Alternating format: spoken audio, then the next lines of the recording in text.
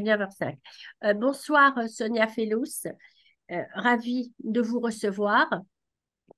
Je vous avais rencontré plusieurs fois. Je crois que notre cinéphilie commune a fait que nous sommes rencontrés dans les festivals de cinéma, mais j'ai eu aussi le plaisir et le grand intérêt de vous écouter lorsque vous parliez de votre spécialité et c'était vraiment passionnant. Vous êtes docteur en sciences des religions, chargé de recherche au CNRS. Vous avez enseigné à l'INALCO et à l'école doctorale d'histoire des religions à la Sorbonne, enfin, ex-Paris 4. Vous êtes spécialisé dans l'iconographie biblique antique et médiévale, herméneutique euh, Rabbinique. rabbinique. Euh, vous, vous avez une vision qui est aussi syncrétique, hein, syncrétique. Vous travaillez sur le syncrétisme, sur les relations entre le judaïsme et le christianisme. Bon, vos travaux sont divers, hein, ils sont très très nombreux, je n'ai pas le temps de les situer, de les citer tous. Je pourrais quand même citer les travaux que vous avez fait nombreux sur Moïse euh, Aragel, c'est-à-dire Mosé Aragel de Guadalajara, qui avait travaillé sur la Bible, enfin qui a traduit la Bible, ce qu'on appelle la Bible d'Albe. Je crois que c'était de mémoire de 1480. Vous me corrigerez si c'est. Voilà. Et qui a donc sur une traduction à partir de l'hébreu en castillan, donc du 15e siècle. Vous allez nous parler de l'art funéraire en Tunisie, l'art avec tous les sens du terme, art, littérature. Avant de vous laisser la parole, je voudrais rappeler que cette émission est enregistrée, donc vous pourrez la réécouter. C'est sur le site de de notre chaîne YouTube. Et puis surtout, je vous invite à nous rejoindre au cercle de généalogie juive. Nous avons de très, très nombreux documents et nous sommes très nombreux, tous adhérents bénévoles, à pouvoir vous aider. Génial. Voilà, chère Sonia, Alors, c'est c'est à bonsoir, vous. bonsoir tout le monde.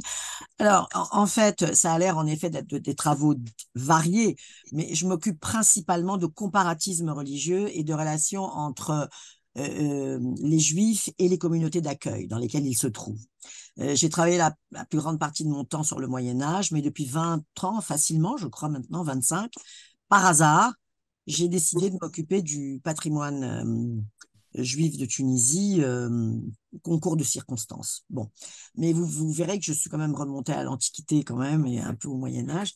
En tout cas, ce que vous avez sous les yeux là, ce sont trois photos du cimetière du Borgel, sur lequel Donc, Sonia, je crois qu'on ne les a pas encore sous les yeux. j'ai partagé l'écran, vous l'avez pas? À mon avis, il faut repartager. Euh, tous les participants, qui peut partager tous les participants, plus, attendez, je regarde, partager l'écran à nouveau, voilà, C'est tout. c'est bon, vous l'avez? Voilà, comme on dirait en Suisse, c'est tout bon. C'est bon, C'est tout bon. bravo.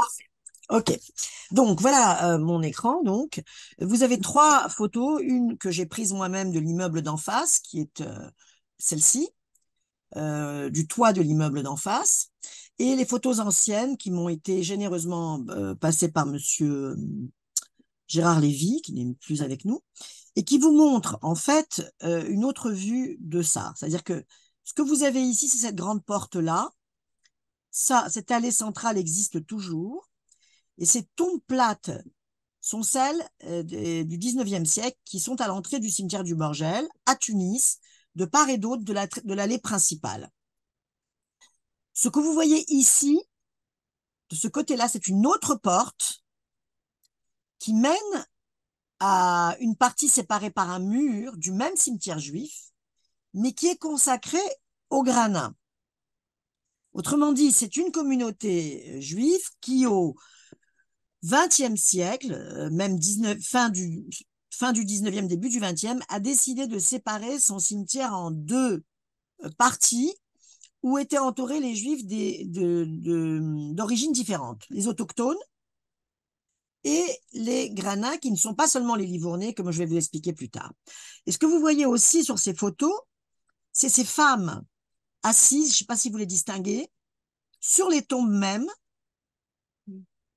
contrairement à une prescription juive qui est interdit, où il est interdit de tirer profit d'un cimetière, donc de s'asseoir sur une tombe, mais on s'aperçoit qu'en Tunisie, toutes ces tombes plates qui sont côte à côte, vous ne pouvez pas faire autrement que de marcher dessus autour pour pouvoir voir celles qui vous intéressent. Il y a très peu d'espace entre les tombes. Ce sont des tombes plates à même le sol, et je parle des tombes anciennes, hein, on est d'accord.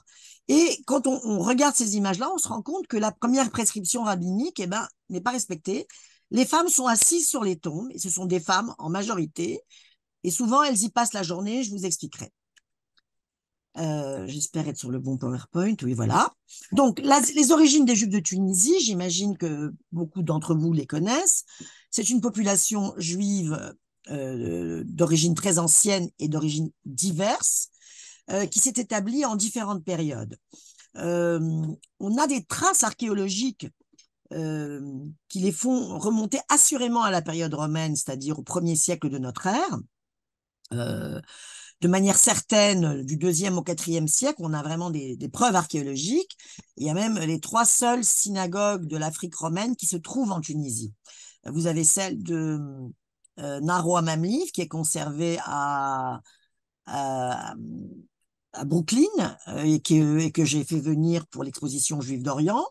Vous avez une toute nouvelle qui a été découverte à Kelibia, et qui a été recouverte de ciment en attendant qu'on la fasse classer par l'UNESCO, j'espère. Il y en a une autre à Carthage qui n'a pas été fouillée. Il y avait une mission suédoise sur le coup et le gouvernement n'a pas autorisé la fouille. Mais enfin, elle est bien là parce que dans les nouveaux travaux qu'ils ont fait dans la ville de Carthage, si vous vous approchez du lieu consacré à la Carthage ancienne, vous verrez qu'il y a un petit bâtiment indiqué comme synagogue. Donc, on a une présence extrêmement ancienne.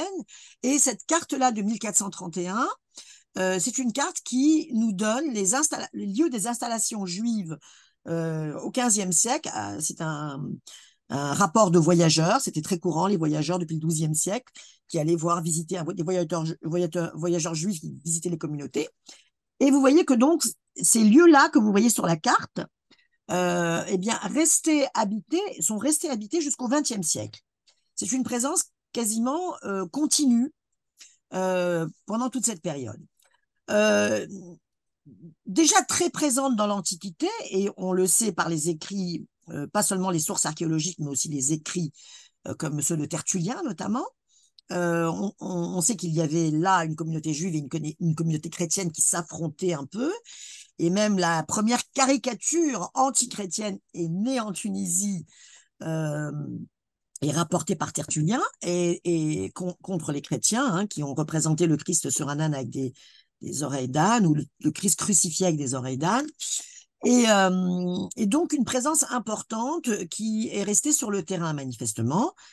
Et ces Juifs antiques ont été rejoints à différentes périodes, c'est-à-dire, bon, évidemment, probablement avant la destruction du temple, après destruction du premier temple, après destruction du deuxième, enfin, la révolte de Bar Korba en 130, donc 70-130, c'est sûr. Alors, je ne parle pas des légendes, hein, parce que si on s'arrête aux légendes, on les fait remonter à la destruction du premier temple, voire au roi David et au roi Salomon. Mais pour le moment, je parle en historienne, donc les traces archéologiques. Okay, donc, ces Juifs ont été rejoints par des Juifs d'Orient, c'est-à-dire au moment où les Almohades ont durci leur gouvernement en Babylonie, et on a une grande partie des Juifs d'Orient, c'est-à-dire ceux qui étaient les Juifs de l'école de grammaire et du Talmud, et les Juifs de Babylone, de Sora et de Pumbedita, qui sont arrivés sur le bassin méditerranéen et en Tunisie. Et puis, évidemment, celle dont on parle le plus, c'est l'arrivée des Juifs d'Espagne. Mais en Tunisie, ils ne sont pas arrivés comme au Maroc, principalement le gros d'entre eux en 1492, mais plutôt en 1391, voire même un peu plus tôt. Puisque la Tunisie avait des relations économiques extrêmement développées avec le royaume d'Aragon, et que les diplomates et les négociateurs étaient des juifs souvent, parce que des deux côtés, il y avait des juifs et ils parlaient la même langue. Et donc, il y avait des allers-retours et il y avait des liens très sûrs. Et maintenant, la conférence que je donne jeudi au MAGE, je vais essayer de montrer les liens avec l'art des manuscrits, comment c'est passé d'Orient en Afrique du Nord et en péninsule ibérique. Et donc, ces Juifs sont là, ils sont rejoints par ces Juifs d'Espagne en 1391, et on le sait parce qu'on a le rapport d'un astronome et un savant qui travaillait, enfin qui œuvrait pour le roi d'Espagne, qui s'est installé en Tunisie, et en disant spécifiquement qu'il avait choisi de s'installer en 1391 en Tunisie, c'est Abraham Zacuto, parce qu'il savait qu'il y trouverait des livres et une communauté érudite. Bon, 20 ans plus tard, il dira exactement le contraire, hein. Mais c'est pas grave. En tout cas, il y a ça. Alors, des Juifs d'Espagne sont arrivés un peu en 1492, mais assez peu pour marquer la société tunisienne. Ils ont plutôt marqué très fortement la société marocaine, mais pas tellement la société tunisienne. Ensuite, ils ont été rejoints par des Juifs du Portugal. Au moment où on a expulsé les Arabes en 1505 et en 1496, on a expulsé les Juifs. Il y a eu l'arrivée concomitante et des Arabes et des Juifs qui se sont beaucoup installés à Testour, à Médine, à Madia. On a les non-juifs encore qui restent, hein. On a des Bentora qui sont en fait des Ventura, des Gutiérrez. Vous verrez ça après dans mon exposé.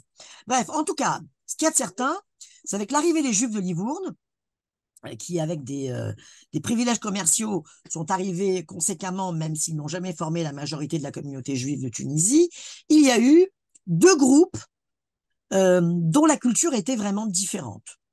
Les autochtones, qui étaient très intégrés à leur milieu ambiant, qui, durant tout le Moyen-Âge, ont fait du commerce par les caravanes à travers le Sahara, et qui portaient des noms même très arabisés. On a les lettres des marchands de Goïten dans la Guéniza du Caire, et on voit que ces gens-là sont là depuis très longtemps et qui sont installés principalement à Mahdia, à Sousse, à Sfax, là où le commerce se faisait. N'oubliez pas l'importance du réseau juif dans le commerce international.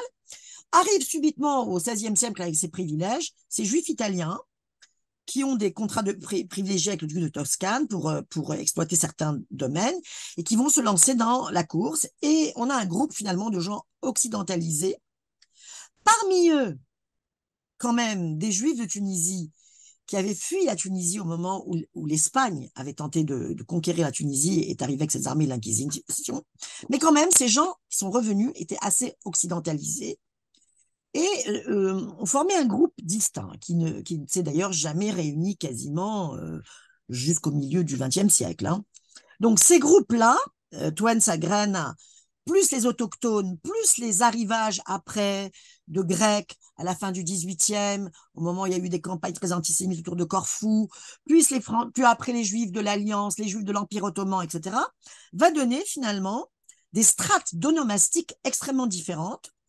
Et à travers les noms qu'on va relever sur les pierres tombales et les textes et les langues même des pierres tombales, on a comme ça une radiographie des strates de population en Tunisie et de leur manière de s'intégrer à la communauté.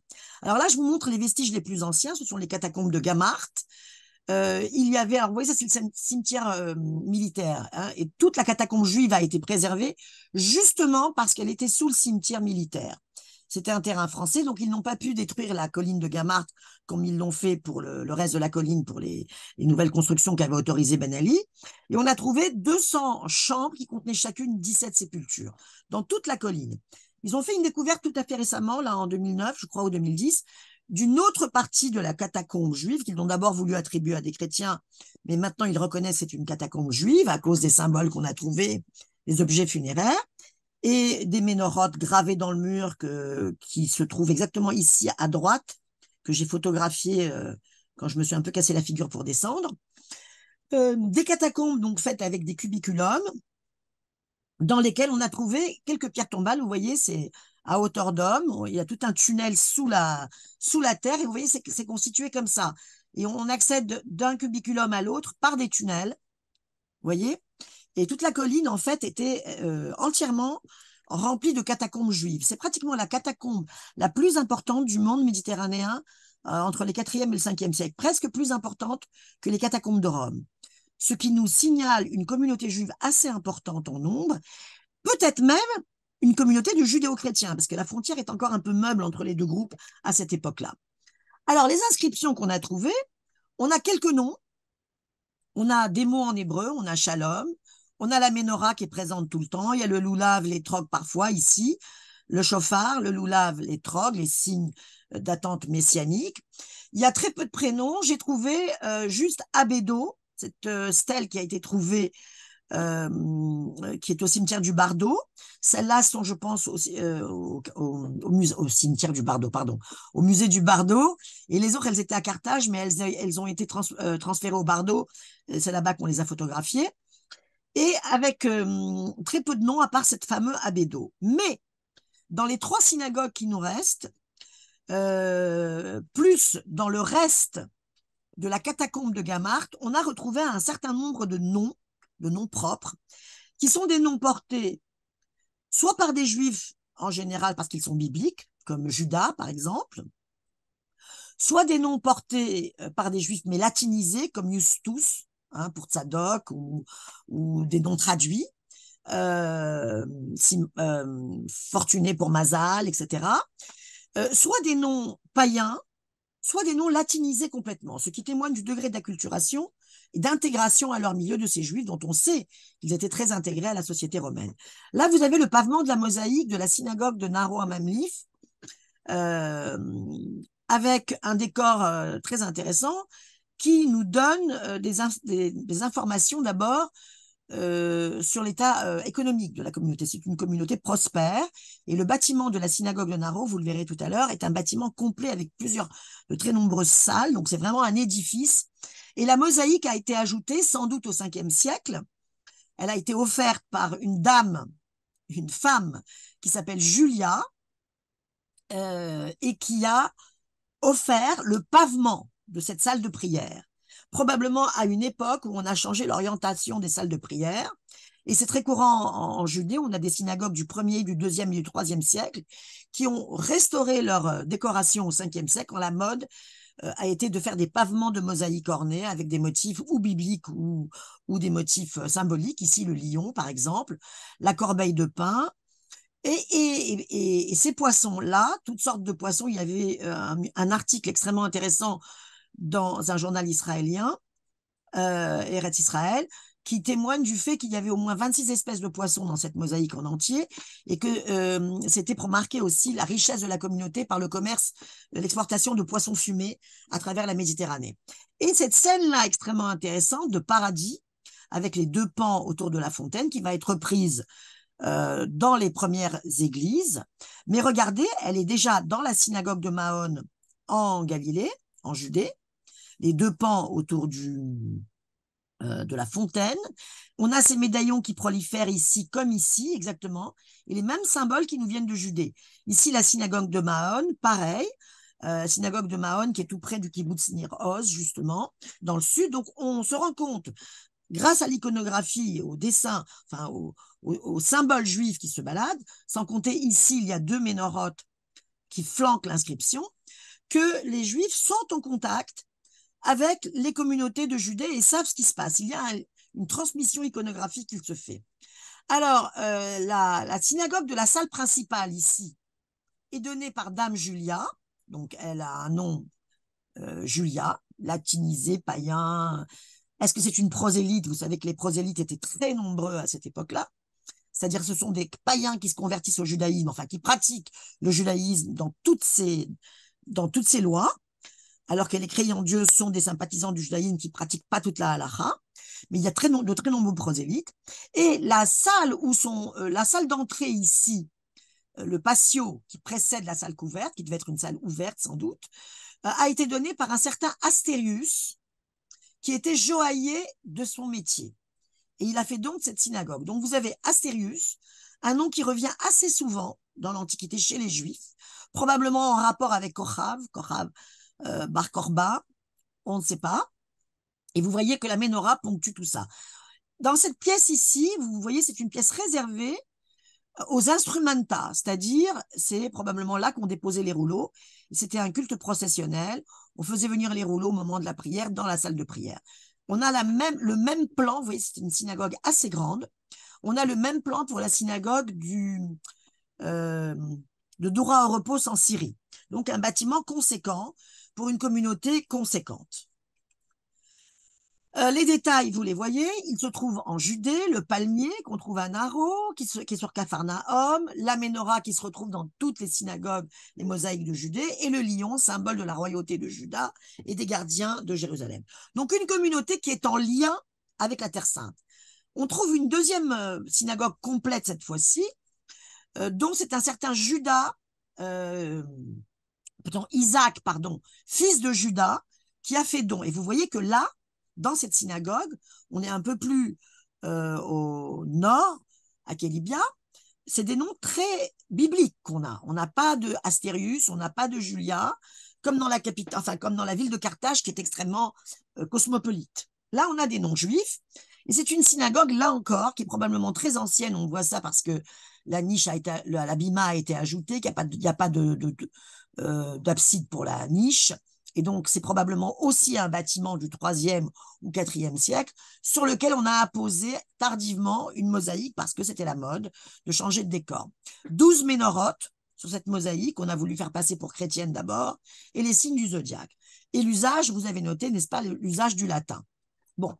Alors, qu'est-ce qu'on trouve? On trouve Likenia, Luki, Justus, qui est un nom juif normalement, Arnésius, Sabira, Colomba, qui est un nom plutôt latin romain.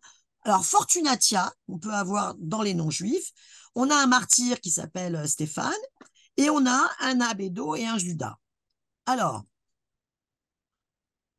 pendant tout le Moyen-Âge, dans les lettres qui sont moins à regarder, des commerçants, on s'aperçoit qu'il y a toujours ces noms bibliques, mais pour les Juifs, Yosef, Baruch, Abraham, mais qui sont associés à des patronymes aussi à consonance locale contemporaine, musulmane, arabe, peut-être pas musulmane, peut-être berbère.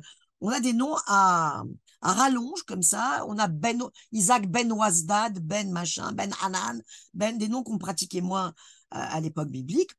Et pour arriver à notre sujet plus précisément, de cette population qui devait atteindre, dit-on, autour de 100 000 âmes à une certaine période du XXe siècle, on se retrouve avec finalement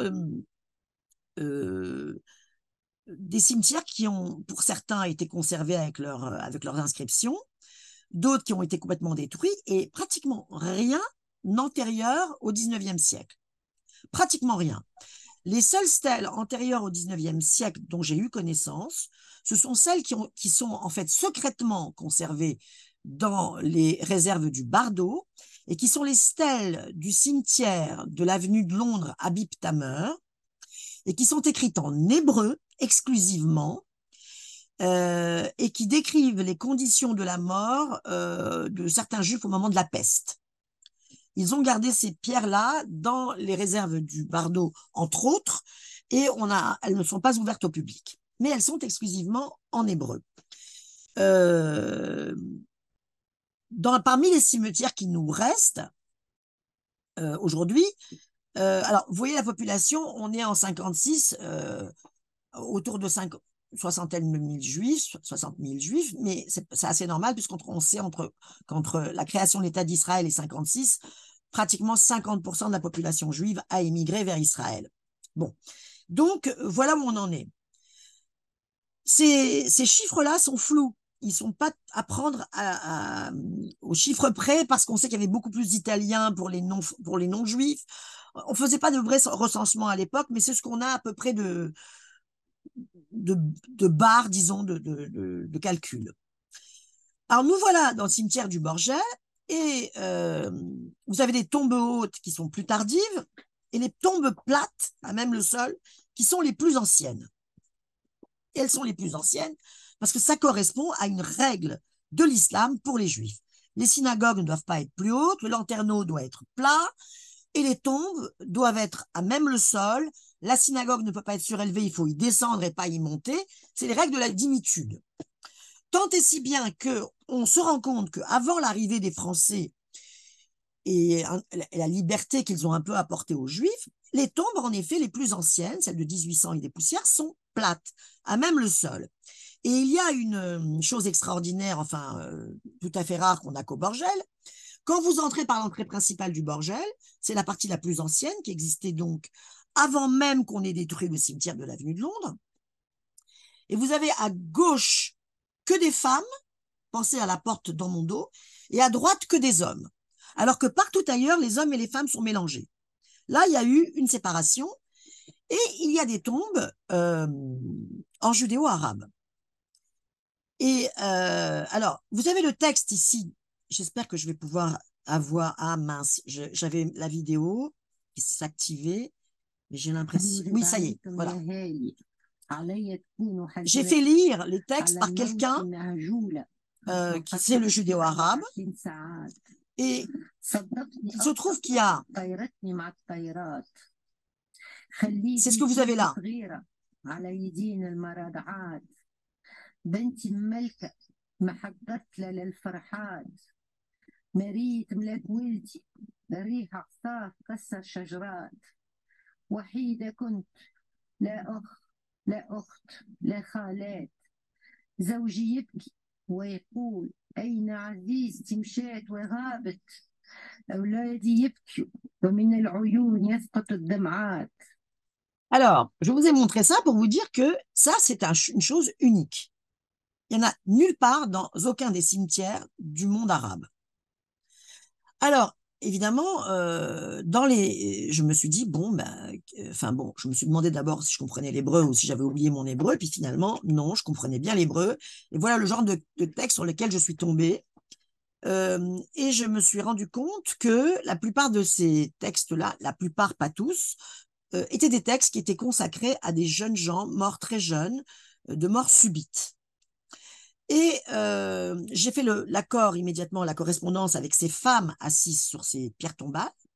Et je me suis dit qu'en effet, il y avait une certaine logique, puisque les femmes connaissaient le judéo-arabe, la population juive autochtone parlait le judéo-arabe, et que quand on perd un enfant très jeune, on a écrit pour eux des lamentations, des keynotes, parfois même ce sont les morts eux-mêmes qui parlent à la première personne, mais qui étaient intelligibles pour les mères qui passaient leur temps dans les cimetières à pleurer leur enfant disparu dans des conditions souvent dramatiques.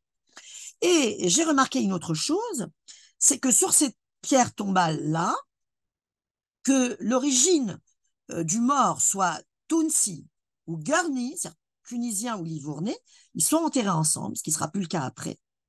Que le texte est en judéo-arabe de la même façon, à part que parfois on a un ajout qui peut être en italien quand c'est une italienne, qui riposa la signora, etc., qui peut être en français si c'est quelqu'un d'autochtone, c'est-à-dire un Tunsi qui s'est mis au français très vite avec l'arrivée des Français et avec les écoles de l'Alliance. Mais toujours des gens assez jeunes qui meurent de mort violente. Alors, le judéo-arabe, on sait que c'était la langue courante. Les Juifs de Tunisie étaient des Juifs qui, là, évidemment, on est dans le sud, même à Djerba, on les reconnaît à cause du bandeau noir sur le pantalon. Vous voyez qu'ici, il y a une inscription qui est écrite en caractères hébreux, mais qui est la langue arabe. Tout celui qui voudra un repas ou une boisson pour Shabbat est prié d'avancer la somme un jour à l'avance, parce que évidemment, on ne peut pas recevoir d'argent pour Shabbat. Tout ça est écrit en caractères hébreux et en langue arabe. Donc, c'est la langue du quotidien. Et c'est la langue que savent les gens, en tout cas, du peuple.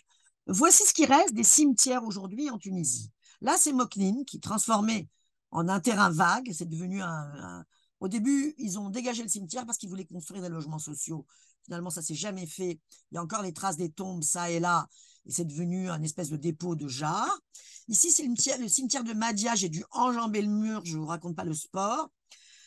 Tout est parti complètement. Ils ont tout enlevé, il y a une dalle, il n'y a même pas les noms des défunts dedans, alors qu'on sait que Madia est une communauté très ancienne, constituée sûrement de juifs du Sud, enfin des juifs espagnols et portugais. Bizerte, il a été saccagé, et les gens de Bizerte ont créé une association et ils ont reconstitué un espèce de mausolée avec des bouts de pierres tombales, et vous trouverez des mots d'hébreu dans chacune des pierres tombales. Qui ont été rassemblés comme pour faire un espèce de mausolée. Le cimetière est saccagé. Ici, si je me souviens bien, j'ai un trou. Est-ce que c'est Est-ce que c'est Sousse? Ça ressemble à Sousse. Ouais, c'est Sousse, c'est un cimetière en étage, en hauteur, qui descend comme ça. Et pareil, à Sousse, il a fallu que des gens couvrent de ciment les pierres tombales parce qu'on volait les stèles. Donc, si on veut faire une étude des noms de ceux qui sont enterrés là, eh ben, il va falloir faire vite parce que tout disparaît au fur et à mesure. Nabeul, idem. C'est probablement le lieu où il y a le plus les plus anciennes tombes. J'en ai trouvé de 1883 ou 85. Il est très mal entretenu. Les tombes sont très, très érodées, très difficiles à sauver et à trouver. J'ai quand même pu en déterrer quelques-unes où j'ai trouvé des éléments intéressants avec des noms et des métiers. Ça aussi, c'était intéressant. Et au CAF, évidemment, pardon, excusez-moi, le CAF, il est dévasté pour beaucoup. J'ai trouvé un truc amusant. Enfin, amusant si on peut dire. Il y a le cimetière chrétien à côté qui est bien entretenu, mais le cimetière juif, il est complètement dégradé. Mais par exemple, j'ai été attiré par une stèle sur laquelle était gravée une voiture.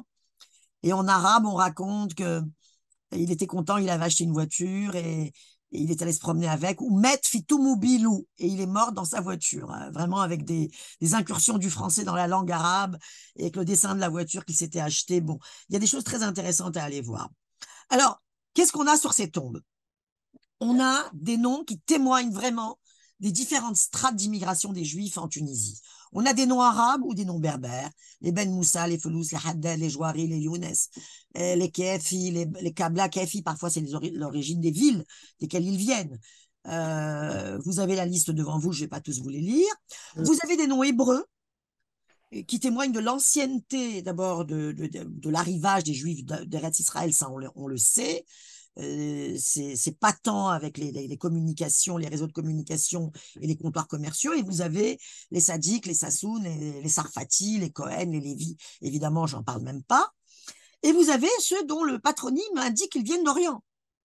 Mizrahi, par exemple, vous voyez, ou Yerushalmi, ou les noms des tribus, évidemment. Il y a même des Zébulons, il y a des Rouben, et j'en passe. Alors, les Italiens, de leur côté, de l'autre côté du mur, vont se faire enterrer pour beaucoup en italien, certains en judéo-arabe aussi quand même, quand il s'agit de morts violentes de gens très jeunes. Mais vous voyez, c'est une autre...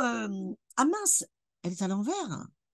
Ah, je suis désolée, elle est à l'envers, celle-ci. Giuseppe Boccara, je l'ai mise à l'envers. Pardon. Donc la tombe est cassée, comme vous pouvez voir. Il s'agit de Giuseppe Boccara, qui est mort à 32 ans le 28 décembre 1871, qui est mort plutôt le 21 juin 1919.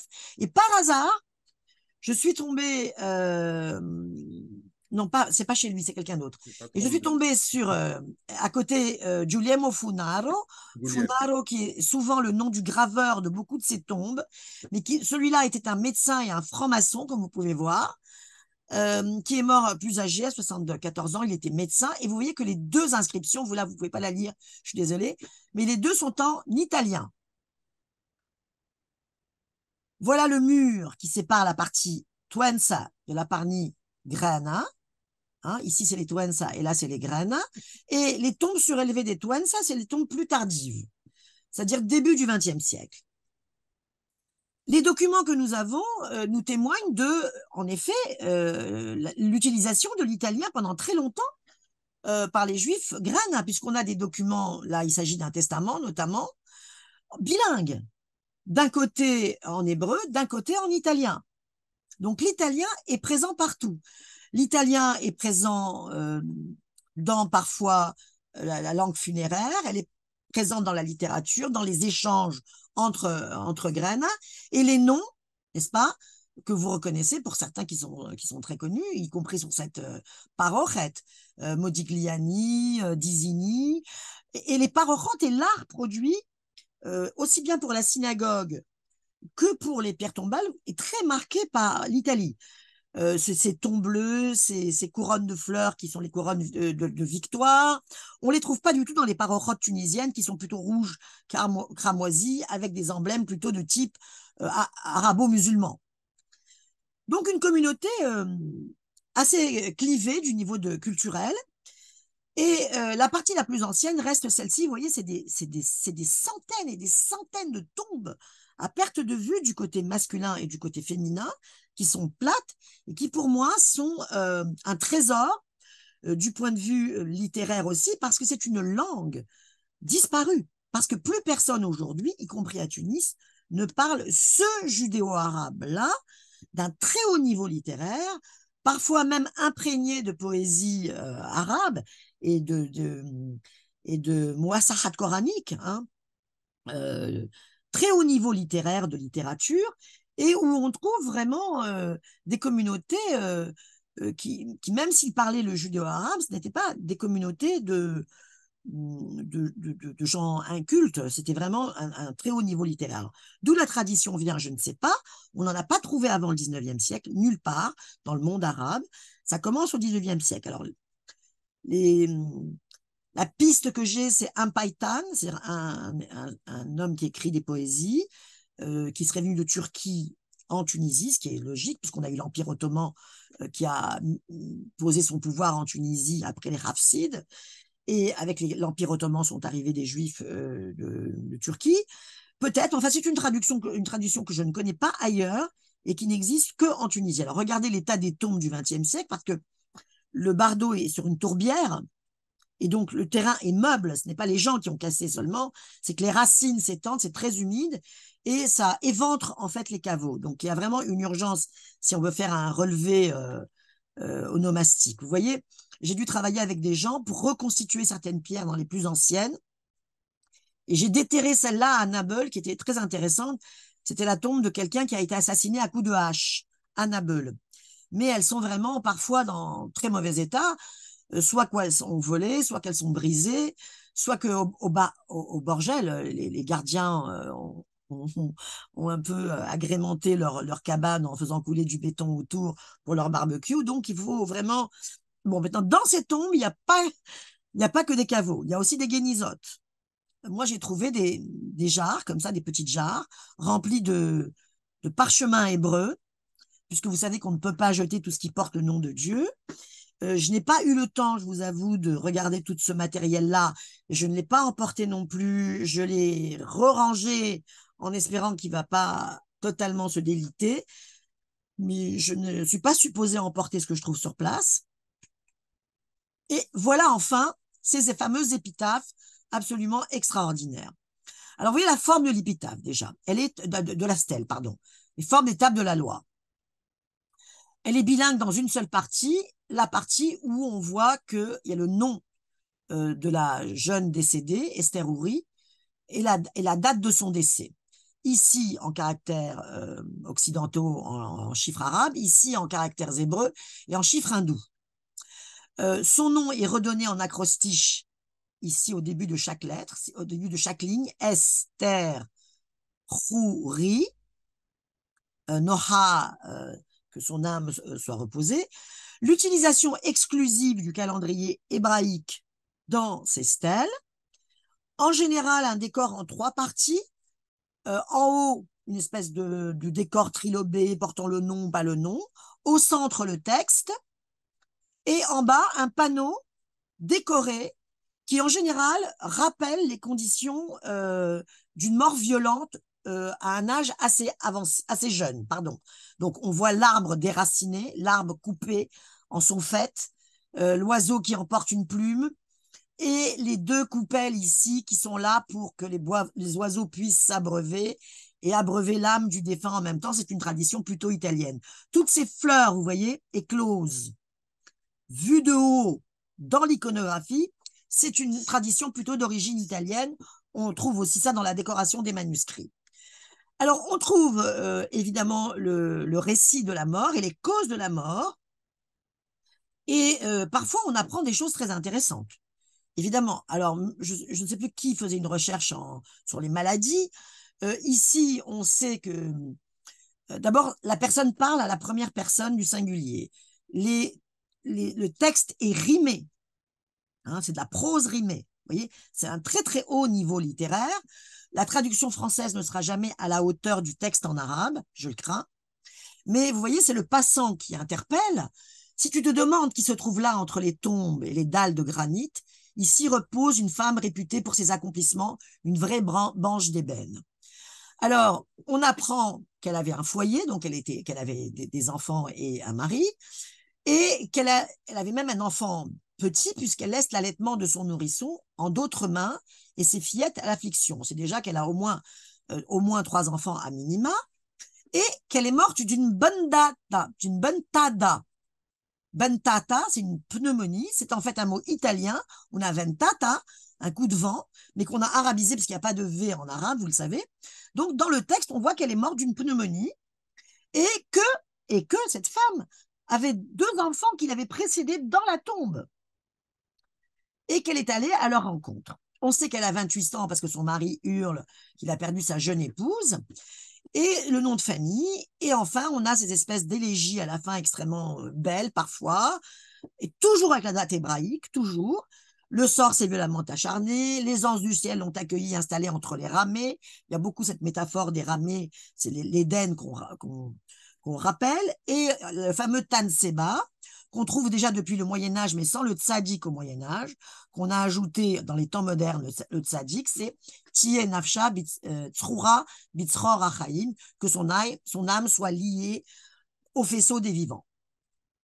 Au Moyen-Âge, on a la même, ça n'apparaît qu'au Moyen-Âge. Dans l'Antiquité, on avait Shalom, pour finir les épitaphes.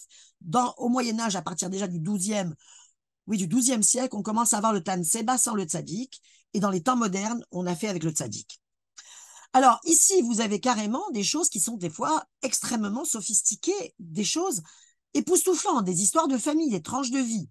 Là, vous avez le texte qui est un dialogue entre la mère morte et son fils qu'elle n'a pas eu le temps de voir avant son décès, et qui raconte aussi une histoire de famille, c'est-à-dire une histoire de dispute familiale d'un fils cadet qui a empêché l'aîné de voir sa mère.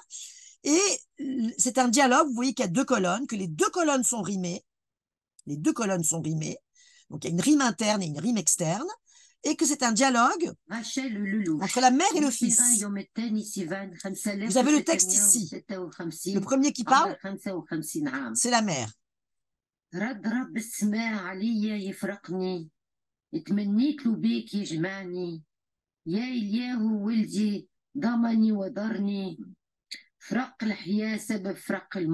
Et le fils répond.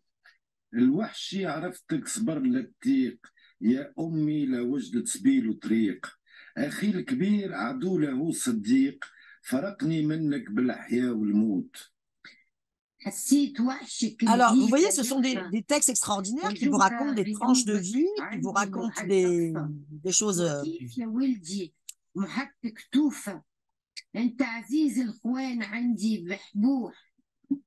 Alors, il y a une mélodie dans la langue. Je vous laisse écouter.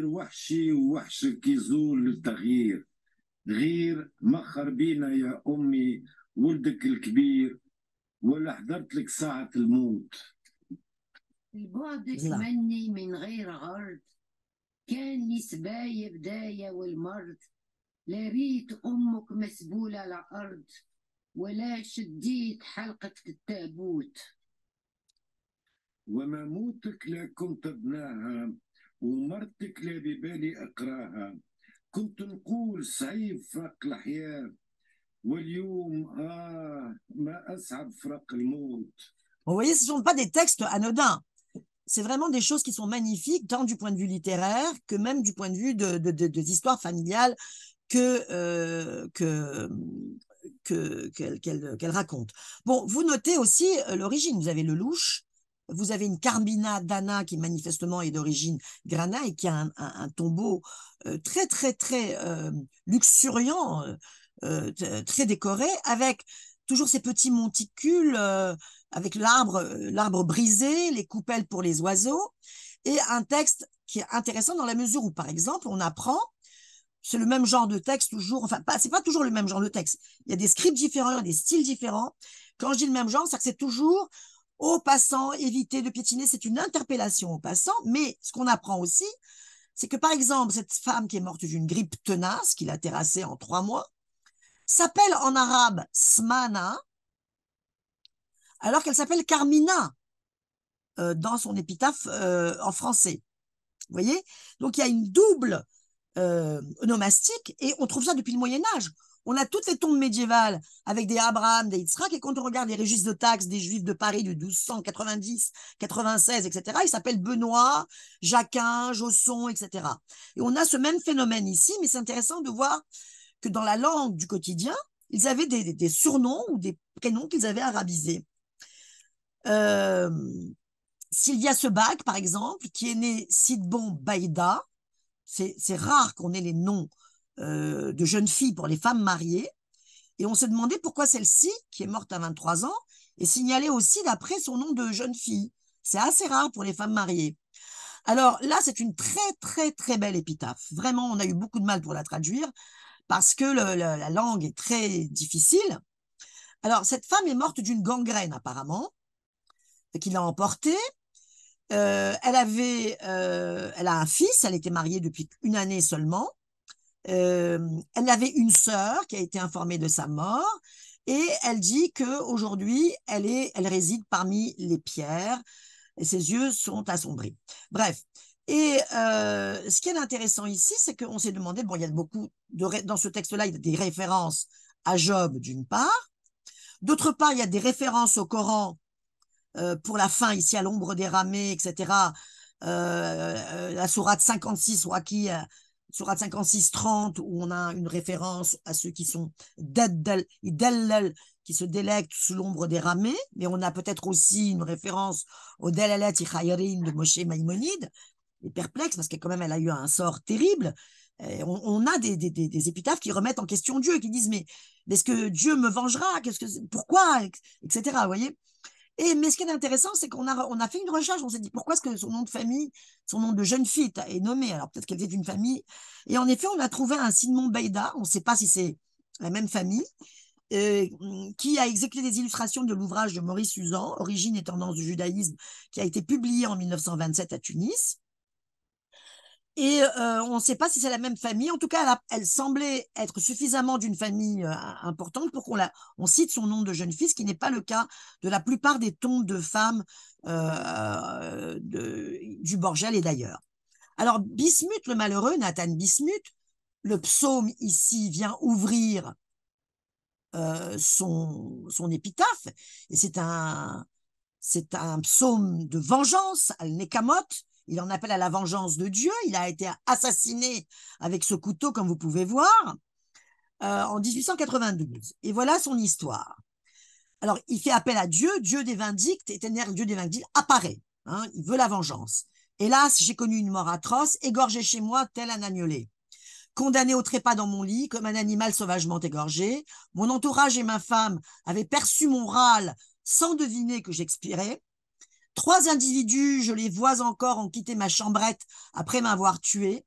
Mes enfants et mon épouse ont sangloté à chaudes larmes après ma mort prématurée. Je n'aurais assisté ni à la fête de mes fils, la fête ça veut dire la bar mitzvah, hein, ni au mariage de ma fille, quelle cruelle destinée. J'ai été confié, alors écoutez, ça c'est intéressant, j'ai été confié aux agents pour être secouru. Ils ont constaté que de mon sang j'étais vidé, qu'il était inutile de recourir aux médecins, la mort m'ayant déjà capturé. Ils m'ont mis en terre avec mes vêtements pour éviter que mon sang ne se répande et ne continue à couler.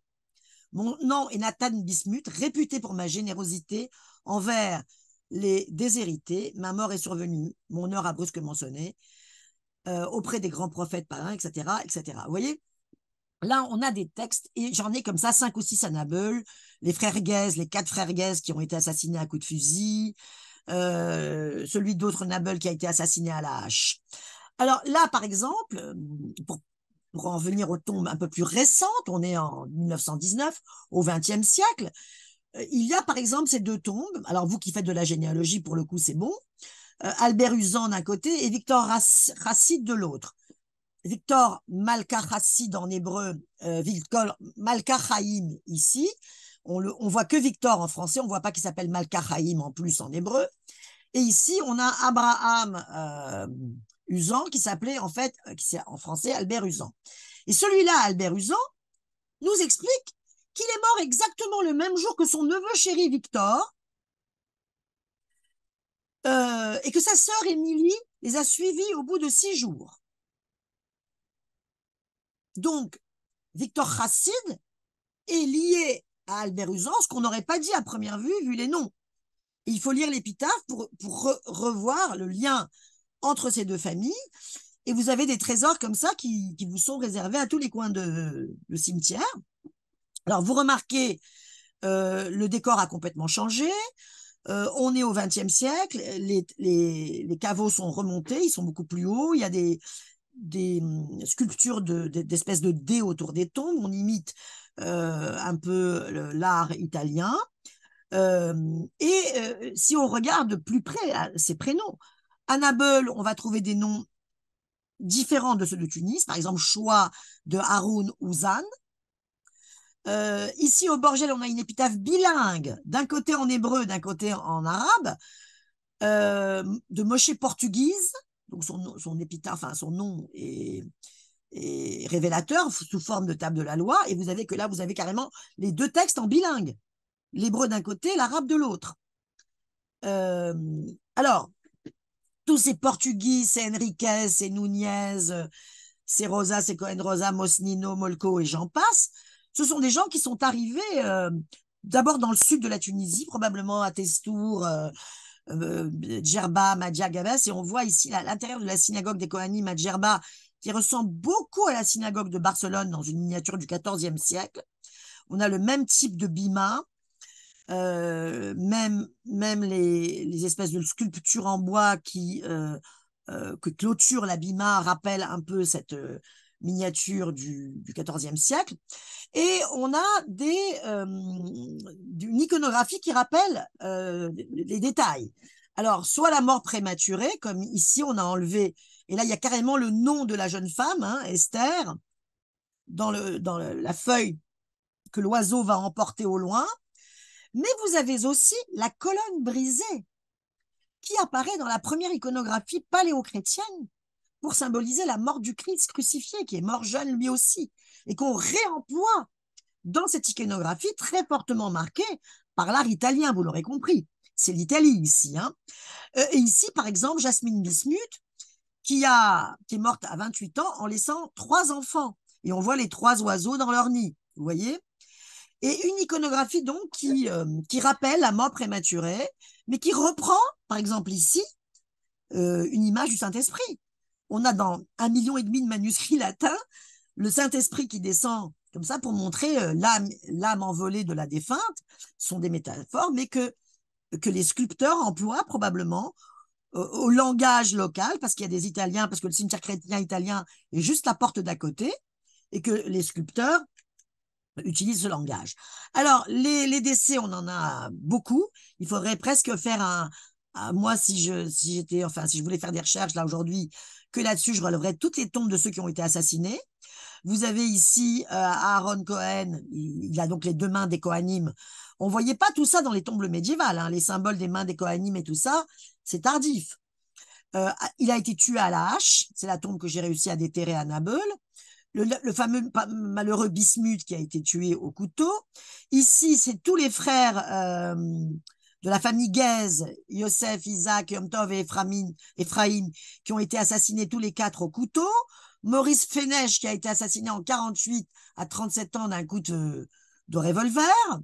Donc, vous avez des merveilles anthropologiques, excusez-moi, je ne sais pas si on peut appeler ça comme ça, et bien sûr des mentions particulières. Alors, par exemple, ici, vous avez Geniza. Vous savez que cet homme-là, qui était sans doute un rabbin ou un érudit, a été enterré avec ses livres. Ou, par exemple, ici, une jeune écolière. Elle ouvre son livre d'école, vous voyez. Et ici, vous avez carrément marqué Geniza Shel Torah. Ça veut dire qu'on a enterré là-dedans des rouleaux de Torah qui sont psulim, qui ne sont plus utilisables. Vous avez évidemment l'insigne de Moël. On connaît son métier, il était Moël. Donc, vous avez des choses très intéressantes, y compris la façade du temple qu'on a reproduite avec les 2 colonnes.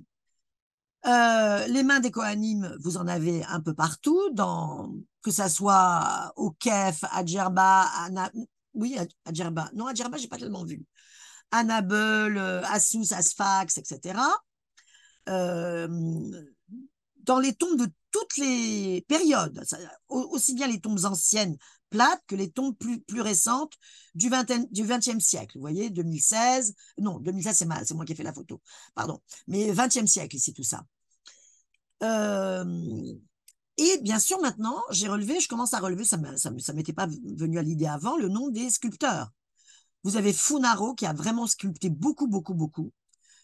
Victor Cohen, Douyeb, Haddad, Gozlan, Simeoni, Bokomza, alors qu'on croyait jusque-là, et en particulier pour le Moyen-Âge et y compris la période moderne, que les sculpteurs n'étaient pas des juifs.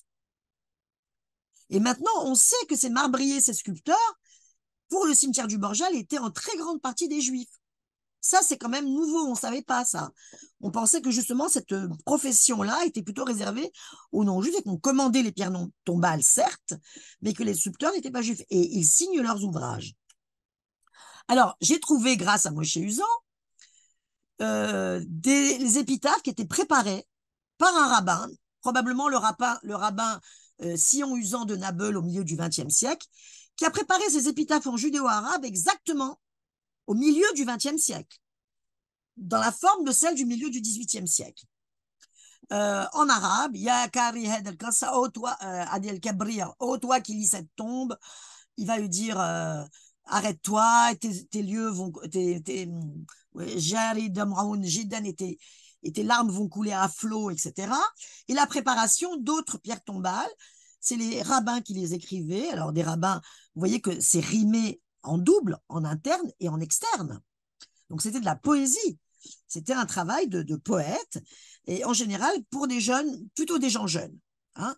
On va avoir des tombes en français, des tombes en hébreu, des tombes en italien pour des gens d'âge moyen, même pour des gens jeunes. Mais il y a cette spécificité au Borjel, surtout à l'entrée, où toutes les tombes plates à droite et à gauche, c'est des gens qui sont morts très tôt. Alors, ce que je me pose comme question, c'est est-ce qu'on les a d'emblée enterrés au Borjel parce qu'ils ont eu des morts de gens très jeunes et qu'on a voulu les mettre à part parce que c'était affreux, ça sort, ou si on les a déménagés de l'avenue de Londres et qu'on a pris en priorité ces gens morts jeunes et qu'après on les a enterrés à l'entrée du Borjel et après, quand on a détruit l'avenue de Londres, on a étendu le Borjel, racheté des terres et étendu. Ça, je n'ai absolument aucun moyen de savoir parce que parfois les tombes sont comment dire, mêlées, il y a des dates qui se baladent, elles ne sont pas tout de suite vraiment chronologiques, mais quand même, elles sont assez dans l'ordre chronologique, donc je ne sais pas. Il y a encore des questions, vous voyez. Alors, évidemment, il faut que vous compreniez que cette tradition-là, qui a l'air ancienne et qui s'est perdue dans une langue qui s'est perdue à un niveau d'arabe très élevé, dans l'imitation des lamentations bibliques, c'est une coutume qui s'est pratiquée jusqu'au milieu du XXe siècle. Par exemple, Mathilde Alali, qui a laissé plein d'enfants, la malheureuse, elle a une épitaphe en judéo-arabe et même on copie, enfin on imite l'écriture sur manuscrit où on allonge les fins de lettres pour que la justification soit parfaite, exactement comme on faisait au Moyen-Âge dans les manuscrits. Toutes ces jeunes femmes-là, elles ont eu des épitaphes particulières et particulières en judéo-arabe parce qu'elles ont eu une mort épouvantable et que très certainement, elles ont été veillées nuit et jour par leur mère qui pouvait lire ces épitaphes ou qui pouvait se les faire lire par un rabbin du cimetière. Bon, voilà. Donc, je vous dis, c'est un terrain très, très riche. J'ai commencé à faire une base de données pour inclure toutes ces épitaphes, en judéo-arabe d'abord, en priorité. Alors, je ne sais pas si je peux changer d'écran. Il faut que j'arrête le partage. Bon, bah, je vous donne un peu l'image de ce que c'est ma base de données. Vous allez avoir une image de la pierre tombale ici, bien sûr. Celle d'Élie Belhassen, on aura sa date, son âge, d'où vient la tombe. Quand j'ai la localisation précise, tel carré, telle tombe, tel numéro, telle rangée, je la mets. Quand je ne l'ai pas, je ne l'ai pas. J'ai une transcription du texte donc en judéo-arabe. J'ai une traduction du texte en français et une transcription du texte en arabe. Parce que c'est de la langue arabe. Ça a beau être des caractères hébreux, c'est de la langue arabe. Tant et si bien que quiconque voudra s'intéresser au sujet, qu'il soit arabophone ou hébréophone, il pourra s'y intéresser. Et avec les détails, la maladie, le nombre de lignes de l'épitaphe, etc. Et plein de détails. Parfois, j'en ai rajouté un peu, les métaphores. Il y a aussi des détails sur les allusions bibliques, est-ce qu'on a cité, etc. Ça sera une base de données qui sera évidemment, c'est fini, qui sera évidemment consultable à distance, ouverte à tous. Elle n'est pas encore mise en ligne parce que moi, je traîne et mon informaticien encore plus que moi. Mais quand elle sera accessible, alors vous aurez une page pour la France, les épitaphes de la France médiévale, et une page pour les épitaphes de Tunisie. J'ai négocié ça avec le CNRS. Et il y aura une page pour les épitaphes italiennes, car je viens de découvrir, il y a très peu de temps, il y a 6 ou 8 mois, que cette tradition de faire des épitaphes et des élégies sous forme de keynote à la première personne, elle existe aussi en Italie. Mais pas en judéo-italien, évidemment pas en judéo-arabe. Mais le style existe en Italie. Alors, peut-être que c'est l'origine de cette tradition, je n'en sais rien. Mais en judéo-arabe, en tout cas, il n'y en a qu'en Tunisie, dans aucun autre pays arabe. Voilà, je vous remercie. J'espère que je vous ai suffisamment apporté à manger pour des généalogistes. Hein. Je n'ai pas fait beaucoup de généalogie, mais bon, voilà. Ouais, Sonia, c'était enfin, très, très, très grand merci. C'est un exposé savant et puis si beau, enfin, merveilleux à écouter et à regarder. Il y a une iconographie qui est vraiment somptueuse. Et puis, ce sont des sources inestimables de généalogie, des sources pour les littéraires, pour les amateurs d'art et pour les généalogistes. Sur une tombe, sur les épitaphes, on peut retrouver l'histoire d'une famille et puis cette base de données, enfin, fruit d'un travail monstrueux. Monstrueux, je peux vous dire, le mot n'est pas joli. C'est monstrueux, oui. Oui, c'est vrai. Merci infiniment. On en ressort grandi et enchanté. Alors, je vais poser, avant de donner la parole aux auditeurs pour les questions, je vais oser, c'est le privilège de l'animatrice, vous poser deux petites questions de détail. Vous avez dit que les mains des coanimes, et donc j'imagine aussi la coupelle hein, pour les lévites ou le chauffard. Hein, non, pas pour les lévites, pour toutes les tombes. C'est pour l'âme du défunt, en fait pour les oiseaux. Les oiseaux viennent boire pour assécher leur soif et réconforter l'âme des défunts. Et tout cela, ou même le chauffard qui lui est spécifique, hein, par exemple. Plus l'Antiquité, le chauffard. Voilà, le chauffard est plus l'Antiquité, mais les mains pour les coanimes, c'est beaucoup plus récent. Moderne. Et enfin, juste une toute petite question de mastic, puis je vois qu'il y a beaucoup de questions, je comprends bien, qui vont être posées. Le nom de Ventura, oui. Vous dites que ça vient de Bentora, mais ça ne peut pas être aussi… Non, c'est le contraire. C'est le contraire. Il s'appelle Ventura. Oui. Qui est devenu, avec la prononciation arabe, Bentora. Bentora. Voilà, c'est ça. C'est le contraire.